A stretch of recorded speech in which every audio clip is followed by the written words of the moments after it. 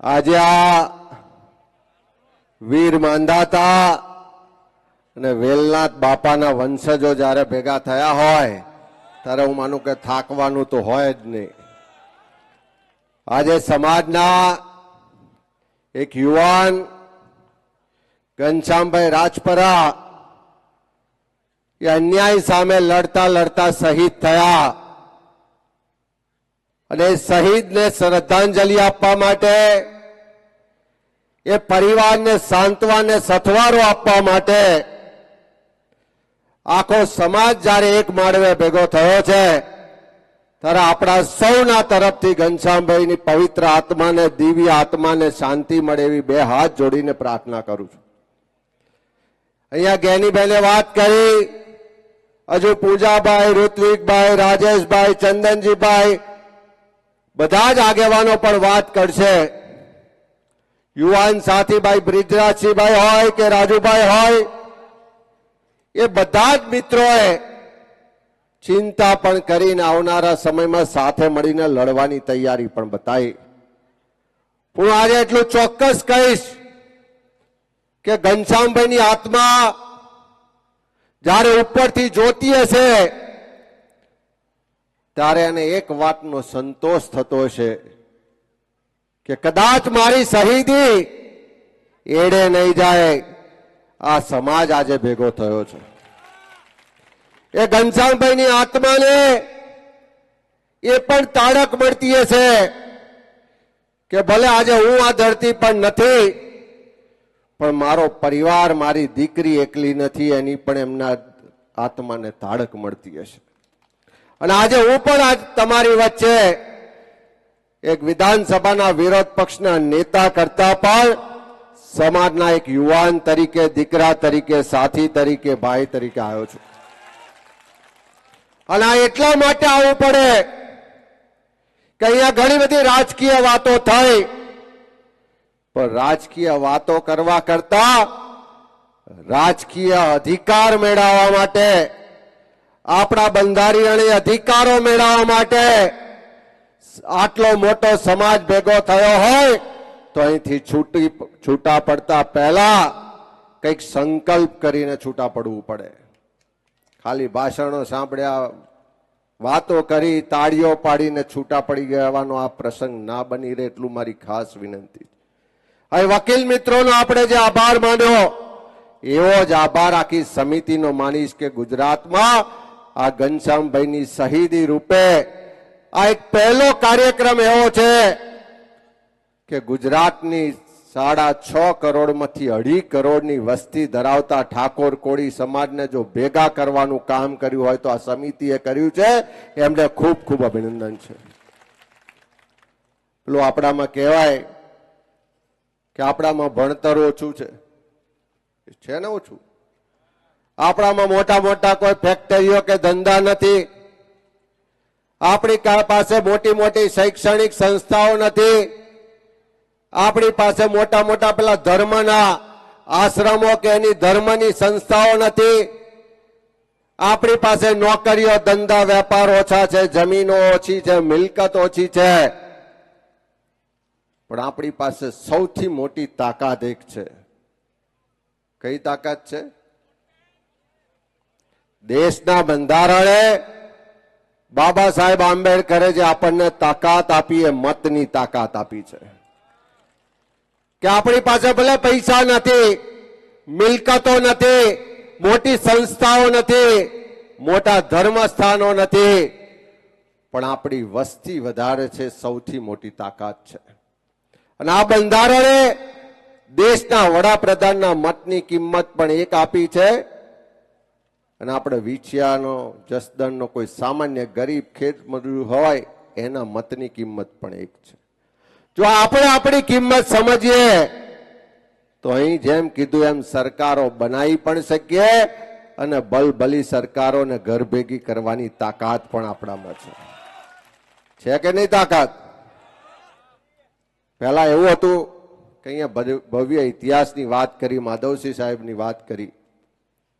મને જ્ઞાનીભાઈની વાત પરથી યાદ આવ્યું કે જ્યારે ગુજરાતમાં માધવસિંહ સોલંકી સાહેબે આપણા બક્ષીપંચ સમાજ માટે 27% અનામતની વાત લાયા ત્યારે સમાજમાં એટલી જાગૃતિ નથી. જેના માટે અનામત લાયા હતા એ પૈકીના જ કેટલાય લોકો રસ્તા પર ઉતરીને રસ્તા રોકતા હતા, બસો સળગાવતા હતા, ઝાડ કાપતા હતા, વિરોધ કરતા હતા, આંદોલન કરતા હતા. અને એના કારણે જ્યારે પરિસ્થિતિનું નિર્માણ થયો કે કાં તો ખુરશી રાખો કાં તો અનામત છોડો, એમણે એમ કીધું ખુરશી જવી હોય તો જાય પણ અનામત નહીં જાય. અને એના કારણે આજે આપણા દીકરા દીકરીઓને ભણવામાં નોકરીઓમાં 27% અનામત મળે છે. હમણાં થોડા જ વખત પહેલાની 2022ની જ વાત કરો, જે પંચાયતોમાં તાલુકા પંચાયત, જિલ્લા પંચાયત, નગરપાલિકા, ગ્રામ પંચાયત બધી જગ્યાએ 10% અનામત હતી બક્ષીપંચની. આ સરકારે કાઢી નાખી. એના માટે ઝવેરી કમિશન બનાવ્યો, એના માટે લડ્યા, પણ સરકાર કોઈનું સાંભળતી નથી. પણ એકવાર બક્ષીપંચ સમાજે નક્કી કરીને ગાંધીનગરમાં સ્વાભિમાન સંમેલન બોલાયો, પોતાની એકતાના તાકાતના દર્શન કરાયા. એક જ અઠવાડિયામાં સમિતિ બની અને 10% કરવા વાળી સરકારે 27% અનામત આપવી પડી. આ એકતાની સંગઠનની તાકાત છે. આપણો ઇતિહાસ રહ્યો છે, આપણે આપવારા રહ્યા છે. ઇતિહાસમાં આપણો હાથ આમ રહ્યો છે, પણ છેલ્લા 3 દાયકામાં આપણો હાથ આમ થઈ ગયો છે. જે સમાજ ખુમારી સાથે ભલે પૈસા ઓછા હોય, મિલકત ઓછી હોય, જાગીર ઓછી હોય, પણ આપવા માટે સક્ષમ હતો, આ 3 દાયકામાં એ સમાજને ભીખ માંગતો જો કોઈ કર્યો હોય તો આ સરકારોએ કર્યો છે. આપણી સરકાર હોય, ગેનીબેન પેલા હર્ષ સંઘવીને યાદ કરતા હતા, પણ કાલ ઉઠીને ગેનીબેન હોમ મિનિસ્ટર હોય તો આવું માગવું પડે ખરું? આપણો મુખ્યમંત્રી ત્યાં ગાંધીનગરમાં બેઠો હોય તો આપણે માગવું પડે ખરું? પણ માગવું એટલા માટે પડે છે કે પારકી માના ત્યાં બેઠા છે, આપણું સાંભળવા વાળા બેઠા નથી. અને એટલા જ માટે મારી વિનંતી છે કે આજે ઘનશ્યામભાઈને શ્રદ્ધાંજલિ તો આપીએ, એ પરિવારને તન મન ધનથી જ્યારે પણ જરૂર પડે આપણે મારા સહિત આખો સમાજ બેઠો છે, ચિંતા ના કરતા, એ સથવારો પણ આપીએ. પણ સાથે સાથે અહીંથી સંકલ્પ લઈને જવું છે કે ઘનશ્યામભાઈની શહીદી એડે ના જાય, એના ગુનેગારોને સજા થાય. એ માંગણી લઈને પોલીસ સ્ટેશન જનારા સમાજના જે યુવાનો પર ખોટા કેસ કરવામાં આવ્યા, એ કેસો પાછા ખેંચાવા જોઈએ એવી આજે આપણે અહીંયા બધા ભેગા થઈને માંગણી કરીએ છીએ. બધા હાથ ઊંચો કરીને માંગણીને સમર્થન આપો. અને એકલા વિછિયાના કેસના જે લોકો છે એની કેસ પાછળ નથી ખેંચવાના. હમણાં થોડા દિવસ પહેલા તમે ટીવીમાં પેપરમાં જોયું કે પાટીદાર સમાજના રાષ્ટ્રદ્રોહના બીજા બધા 98% કેસ પાછા ખેંચે, એવું જોયું હતું કે નહીં? અહીં વસ્તીની વાત કરતા હતા કે આપણે તો SC, ST, OBC માઇનોરિટી 82% છીએ. આપણે કોઈનો વિરોધ નથી, એમની પર પણ ખોટા કેસ કર્યા હોય, પાછા ખેંચ્યા, સારી વાત છે. પણ આ સરકાર કોના મતથી બની છે? 18% મતથી બની છે. બહુમતી મત મળે ત્યારે સરકાર બને. આપણા વાળાએ આપી આવ્યા છે ને.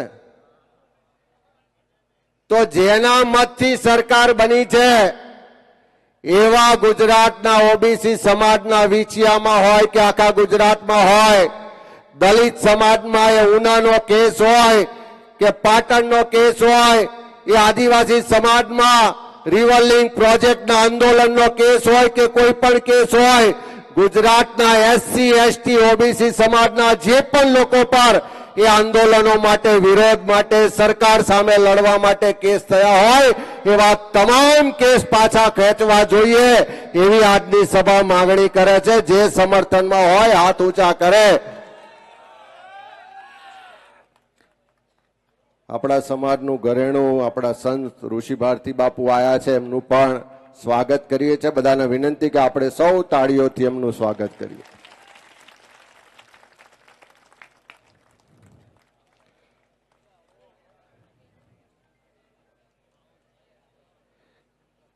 હમણાં થોડા વખત પહેલા વિધાનસભાનું બજેટ ગયું, બધાએ બજેટ જોયું હશે।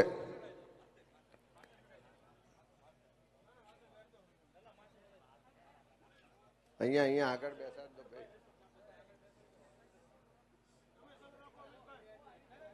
અહીં બેસાડ દો। હમણાં થોડા દિવસ પહેલા વિધાનસભાનું બજેટ ગયું। મારે તમને પૂછવું છે કે આ સરકારની તિજોરી ભરાય એ ટેક્સના પૈસાથી ભરાય।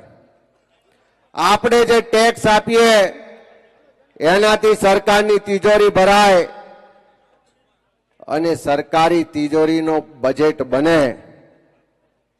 તમારામાંથી કેટલા લોકો ટેક્સ આપે છે? હાથ ઊંચો કરજો તો,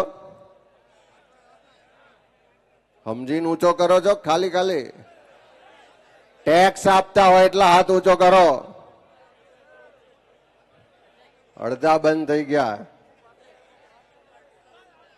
પણ એક જમાનો હતો કે જ્યારે પૈસાદાર ઉદ્યોગપતિઓ ટેક્સ આપતા હતા અને એ વખતની સરકારો ગરીબ લોકો માટે યોજના આપીને પૈસા ફાળવતી હતી।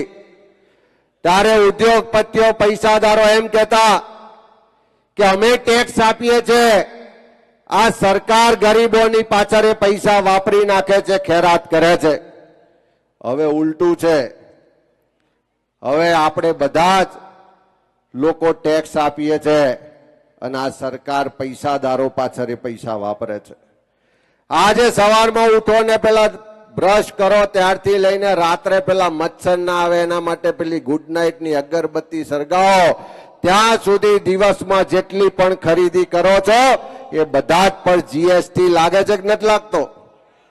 અને લાગે છે એટલે આપણા પૈસાથી સરકારની તિજોરી ભરાય છે, આપણા પૈસાથી સરકારનું બજેટ બને છે।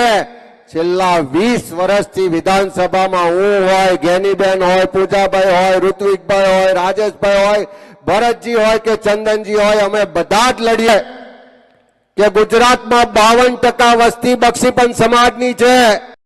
હોય, રાજેશભાઈ હોય, ભરતજી હોય કે ચંદનજી હોય, અમે બધા જ લડીએ છીએ કે જેની જેટલી વસ્તી છે એ મુજબ એને બજેટ મળવું જોઈએ। મારી આ મંચ પરથી ચેલેન્જ છે કે ગુજરાતમાં 52% વસ્તી બક્ષીપંચ સમાજની છે। છેલ્લા 30 વર્ષથી આ સરકાર છે, એક પણ વર્ષ એવું બતાવે કે જેમાં બક્ષીપંચ માટેને અલગ મિનિસ્ટર છે, વિભાગ છે, એને 52% બજેટ તો નથી આપ્યું પણ 1% બજેટ પણ આ 30 વર્ષમાં ફાળવવામાં આવતું નથી।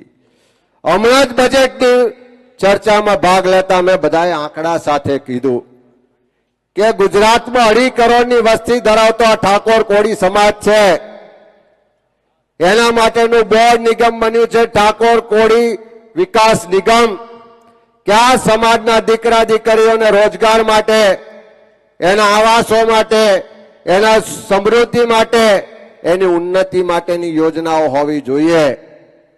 પણ બજેટ કેટલું ફાળવે છે? આ વર્ષે 60 કરોડ રૂપિયા ફાળવ્યું અને એમાં 30 કરોડ રૂપિયા તો પગારમાં જાય છે। અને બીજી બાજુ બિન અનામત આયોગ બનાવવામાં આવ્યો છે। એ બિન અનામત આયોગમાં 600 કરોડ રૂપિયા ફાળવવામાં આવ્યા। 18% વસ્તી માટે 600 કરોડ ફાળવવામાં આવે અને આપણે 38% કહેતા હોય એના માટે 60 કરોડ ફાળવે છે। આ ભેદભાવ છે। આપણે કીધું એમને વધારે ફાળવા વાંધો નહીં, પણ વસ્તીના પ્રમાણમાં ઓછામાં ઓછા 2000 કરોડ રૂપિયા ઠાકોર કોળી વિકાસ નિગમને ફાળવવા જોઈએ। જેટલા સંમત હોય હાથ ઊંચો કરજો। અને ભેદભાવ એથી પણ આગળ અહીં યુવાન મિત્રો બેઠા છે, એની વેબસાઇટ પર જોજો, એના સાહિત્યમાં જોજો, કોઈ ઓફિસમાં જઈને પૂછજો। ઠાકોર કોળી વિકાસ નિગમમાં યોજના છે કે તમારે સાધન સહાય યોજના મર્યાદા કેટલી? તો કે 2 લાખ રૂપિયા. એટલે ઠાકોરનો કોળીનો છોકરો 2 લાખમાં કયું સાધન આવે? રિક્ષા એ નથી આવતી. અને વ્યાજ દર કેટલું? તો કે 6%. અને બીજી બાજુ બિન અનામત આયોગ છે, એમાં સાધન સહાયની યોજના છે, એની મર્યાદા કેટલી? તો કે 10 લાખ રૂપિયા અથવા ઓન રોડ પ્રાઇસ. એટલે ઠાકોર કોળીને સાધન લેવું હોય તો 2 લાખ રૂપિયામાં લેવાનું, અને બીજાએ લેવું હોય તો એને 10 લાખ રૂપિયા. ઠાકોર કોળીને સાધન લે તો 6% વ્યાજ આપવાનું, અને બિન અનામત આયોગમાં વ્યાજનો દર કેટલો? તો કે 5%. બીજી યોજના છે, નાનો ધંધો વેપાર કરવો હોય, નાની દુકાન ગલ્લો કરવો હોય તો ઠાકોર કોળી વિકાસ નિગમમાં યોજનામાં એની મહત્તમ મર્યાદા છે 4 લાખ રૂપિયા. વ્યાજનો દર છે 6%. બિન અનામત આયોગમાં એ જ યોજના છે, એની મહત્તમ મર્યાદા છે 15 લાખ રૂપિયા. વ્યાજનો દર છે 4%. આ તો એક જ દાખલો આપું છું. આવા તો અનેક દાખલા છે. યુવાન મિત્રોને કહું છું, સમાજના આગેવાનોને કહું છું, વકીલ મિત્રોને કહું છું, રાજકારણમાં હોય એને કહું છું. આપણે કોઈની અદેખાઈ નથી કરતા, કોઈનો વિરોધ નથી કરતા, પણ જેના મતથી સરકાર બની છે, જેના ટેક્સના પૈસાથી બજેટ બને છે, જો અન્યાય કરતા હોય તો ચૂપચાપ સહન કરવા વાળા આપણે ક્યારેય જવાબ આપી શકીશું નહીં. અને એટલે જ દુનિયામાં સારા સારા લોકોએ કીધું છે કે ખોટું કરવા વાળા જેટલા જવાબદાર ને ગુનેગાર છે, એના કરતા મૂગા મોડે સહન કરવા વાળા એનાથી મોટા ગુનેગાર છે. હવે આપણે મોટા ગુનેગાર બનવું છે કે લડવું છે? અહીંથી બધાએ કીધું કે કેસો પાછા ખેંચાવા જોઈએ. એકલા વીંછિયાના નહીં, આખા ગુજરાતના બધા જ પાછા ખેંચાવા જોઈએ કે નહીં? કેટલા દાડાની મહેતલ આલવી છે?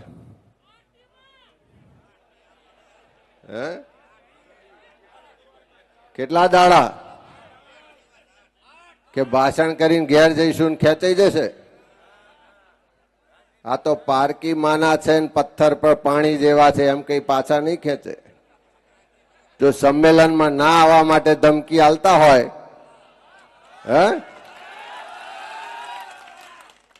મારી તમને વિનંતી છે, તારીખ નક્કી કરજો. આખા ગુજરાતમાં બધા જ સમાજોમાં આક્રોશ છે.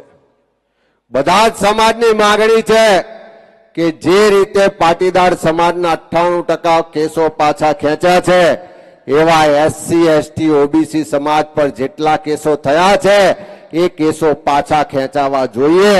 અને હું તમને વિનંતી કરું છું, આ સમિતિને વિનંતી કરું છું કે આખા ગુજરાતનું સંકલન કરો. 1 મે ગુજરાતનો સ્થાપના દિવસ છે. તમે 5 દિવસ કીધું, 5 નહીં, 15 નહીં, 1 મહિનો નહીં, 1.5 મહિનો આલીએ. 1 મે ગુજરાતનો સ્થાપના દિવસ છે. ત્યાં સુધી જો કેસો પાછા ના ખેંચે તો ચલો ગાંધીનગરનો નારો આપો. આખા ગુજરાતમાંથી ભેગા થાઓ. બધા જ લોકો જો ગાંધીનગર કૂચ કરીશું તો ખુરશીના પાયા હચમચી જશે અને કેસો પાછા ખેંચવાનો કાગર સરકાર સામેથી લઈને હાલવા આવશે. એના માટે તાકાત બતાવવી પડશે. સરકાર હોય લાકડીથી બીવે, પૈસાથી બીવે, આવા ભાષણોથી બીવે? બીવે શેનાથી? જનશક્તિથી બીવે. જે દાડે સમાજ જાગૃત થઈને એક માળવે આવ્યો, હમણાં અહીંથી લાઈવ જોતા હશે, આ આઈબી વાળા રિપોર્ટ કરતા હશે, અત્યારથી જ ખુરશી હાલતી હશે, અત્યારથી 27 ની ચિંતા થતી હશે. પણ 1 મે કૂચ કરો, હું તમને ખાતરી આલું છું કે આખી સરકાર ઝૂકી જશે અને સામે ચાલીને કહેવા આવશે. ત્યારે ખાસ આજે એટલી જ વિનંતી છે કે આપણે ઘનશ્યામભાઈને શ્રદ્ધાંજલિ તો આપીએ છીએ, પણ જોડે જોડે આવનારા સમયનો આપણે પથ પણ નક્કી કરવો પડશે. વસ્તીના ધોરણે બજેટ મળવું જોઈએ. અહીંયા વાત થઈ કે આપણી વસ્તી આટલી બધી છે, બજેટની સાથે સાથે અનામતમાં અન્યાય થાય છે. તો અનામતમાં 50%ની જે લિમિટ છે એ કાઢી નાખવી જોઈએ અને જેની જેટલી વસ્તી છે એટલી અનામત આપી દેવી જોઈએ. કોકની 1% વસ્તી હોય તો 1% અનામત મળે.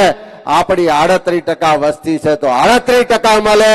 કોકની 6% છે, 7% છે, 10% છે તો વસ્તીના પ્રમાણમાં બધાને બધું મળે. આપણે કોઈનું છીનવી લેવું નથી, પણ આપણા હકનું લેવા માટે લડવા નીકળ્યા છે.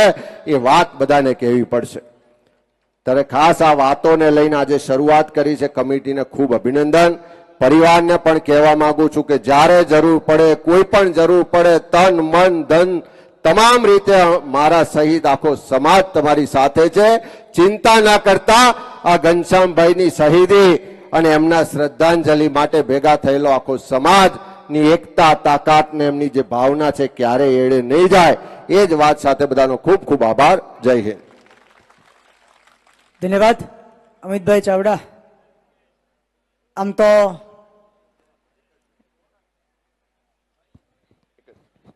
આમાં એવું થાય કે અહીં ભાષણ કરીને જતા રહ્યા, પણ અમે ઘણા દિવસથી નક્કી કર્યું છે કે વિધાનસભાનું સત્ર ચાલે છે. હમણાં થોડા દિવસમાં મોકો મળશે ત્યારે બધા જ ધારાસભ્યો ભેગા થઈ અને અહીં કહું છું એવું નહીં, વિધાનસભાના ફ્લોર પર પણ તાકાતથી કહીશું કે આ એસસી એસટી ઓબીસી ના બધા જ લોકોના આંદોલનના કેસો, ખોટા કેસો પાછા ખેંચવામાં આવે. એ લડાઈની શરૂઆત આ મંડપમાં નહીં, વિધાનસભાથી લઈને ગેનીબેનને કહું છું કે લોકસભા સુધી લડીશું, એની તમને ખાતરી આપી.